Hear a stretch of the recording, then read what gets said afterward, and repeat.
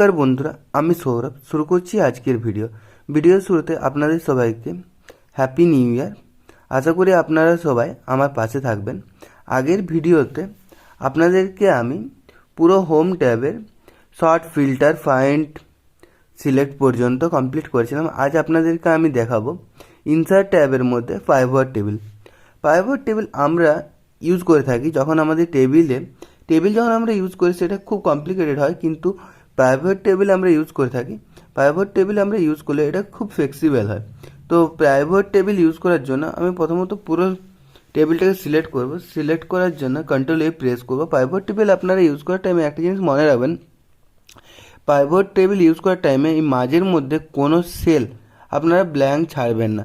যদি কোনো সেল এখানে বা পুরো টেবিলের মধ্যে ব্ল্যাঙ্ক থেকে থাকে তো আপনাদের প্রাইভেট টেবিল ঠিকঠাক কাজ করবে না। তো প্রাইভেট টেবিল ইউজ করার জন্য প্রথমত আমি সিলেক্ট করব। সিলেক্ট করার পর আমি ক্লিক করব প্রাইভেট টেবিল। দেখুন এখানে আমার সিলেক্ট করা আছে টেবিলটা, সেই কারণে প্রাইভেট টেবিল রেঞ্জটা নিয়ে নিচ্ছে। আদারওয়াইজ আপনাদের যদি সিলেক্ট করা না থাকে, এটা সিলেক্ট করার পর প্রাইভেট টেবিলে ক্লিক করার পর আপনারা এসে সিলেক্ট করতে পারেন। তো তারপর দেখুন দুটো অপশান দিচ্ছে যে এটা কি আমি নিউ ওয়ার্কশিটের উপরে চাই না এক্সাইটিং ওয়ার্কশিটের উপর চাই, মানে কি আমি নতুন ওয়ার্কশিটের উপর চাই না কি আমি সেম ওয়ার্কশিটের উপরে চাই। তো আমি চাইছি যে না, আমার এই যে প্রাইভেট টেবিলটা সেটা একটা নতুন ওয়ার্কশিটের উপরে ইনসার্ট হোক। তো নতুন ওয়ার্কশিটের উপরে ইনসার্ট করার জন্য আমি জাস্ট এখানে ওকে দেবো। তো আপনাদের যদি আমার ভিডিও ভালো লেগে থাকে তো অবশ্যই লাইক, শেয়ার এবং সাবস্ক্রাইব করবেন। দেখুন প্রাইভেট টেবিলে ওকে করার সঙ্গে সঙ্গে এখানে দেখুন প্রাইভেট টেবিল টুলস বলে একটা নতুন উইন্ডো ওপেন হয়েছে এবং এই সাইডে প্রাইভেট টেবিল 4 শো হচ্ছে।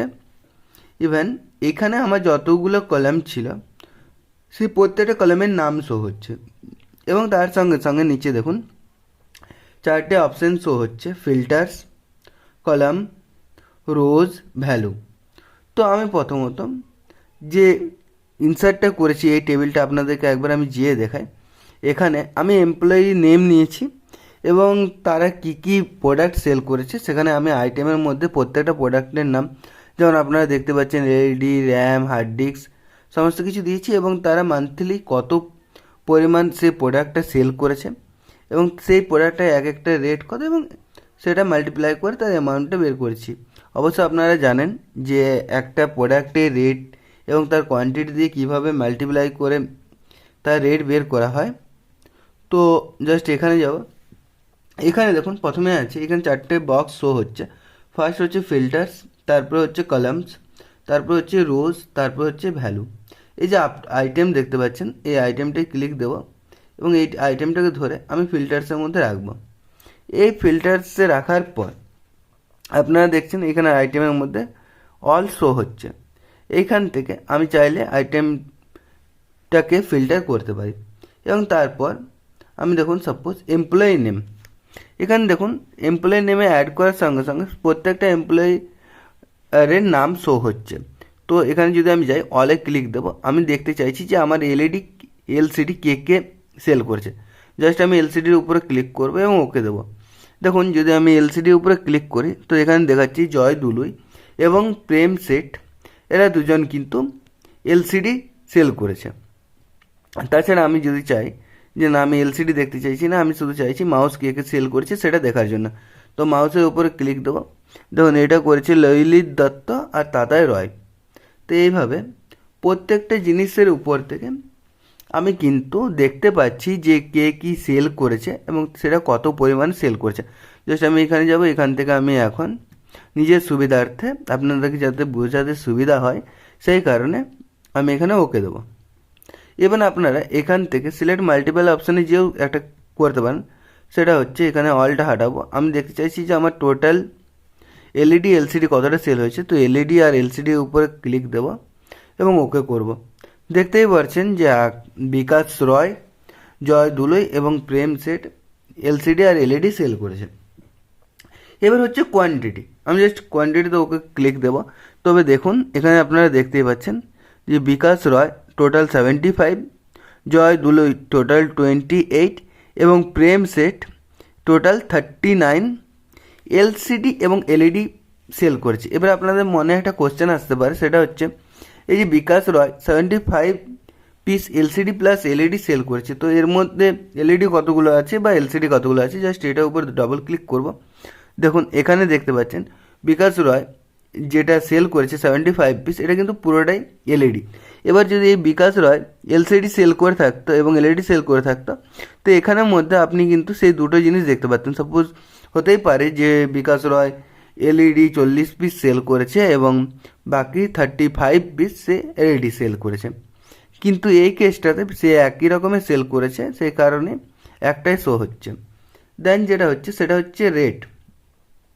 দেখুন এখানে কিন্তু রেটটা শো হচ্ছে যে 75 পিস যে সেল করেছে তার রেট কত এবং তার অ্যামাউন্ট, এখানে জাস্ট ক্লিক দেবো। দেখুন এখানে কিন্তু পুরোপুরি অ্যামাউন্টটা শো হচ্ছে। এবারে যে এখানে দেখতে পাচ্ছেন, এখান থেকে আমি এক একজনের দেখতে পারি। সাপোজ আমি প্রথমত এখানে যাই, এখান থেকে আমি অলে ক্লিক করব।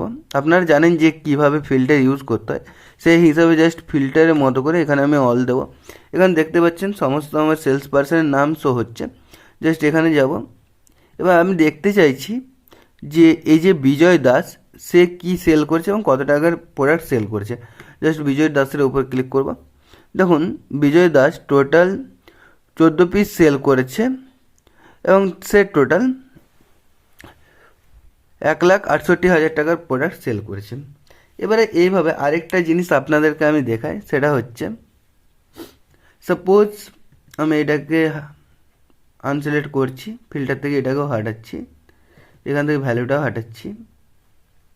যদি আমি সাপোজ এখানে আইটেম নেব, রোজে আইটেম নিচ্ছি এবং আমি সেম ভ্যালুটাও নিচ্ছি, তো এখানে দেখতে পাচ্ছেন হার্ড ডিস্ক টোটাল 2 জন সেল করছে। এখানে জাস্ট ক্লিক করলে আপনারা দেখতেই পাবেন যে আশিস ভৌমিক এবং Raja Dey. Ashis Bhowmik total hard disk sell করেছে 47 পিস এবং যে রাজা দে সে সেল করেছে 92 পিস। এখান থেকে জাস্ট আমার যেটা প্রয়োজন জাস্ট সেখানে যাব। যেমন আমি দেখতে পাচ্ছি এখানে এলসিডি সেল করেছে 2 জন। জাস্ট এটার উপরে ডবল ক্লিক যদি আমি করি তাহলে আমি দেখতে পাবো প্রেম সেট সেল করেছে 39 পিস আর জয় দুলুই সেল করেছে 28 পিস।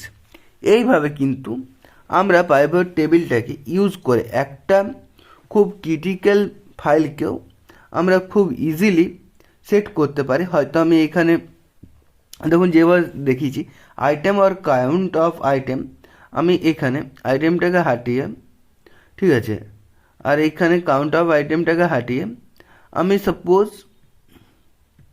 এমপ্লয়ি নেম নিতে পারি। ফিল্টারে যেমন আমি এমপ্লয়ি নেম নিয়েছি, আমি ফিল্টারে কোয়ান্টিটি নিতে পারি এমপ্লয়ি নেমের জায়গায়। আমি এমপ্লয়ি নেম চাইছি না, আমি এমপ্লয়ি নেমটাকে রাখতে চাইছি না। এখানে জাস্ট আমি কোয়ান্টিটি যাব, অলে দেখতে পাচ্ছেন এখান থেকে আমি দেখতে পারি যে সবথেকে বেশি সেল আমার কোন প্রোডাক্টটা হয়েছে। দেখুন এখানে আছে 95, আমি জাস্ট 95-এর উপরে ক্লিক দেবো এবং ওকে দেবো।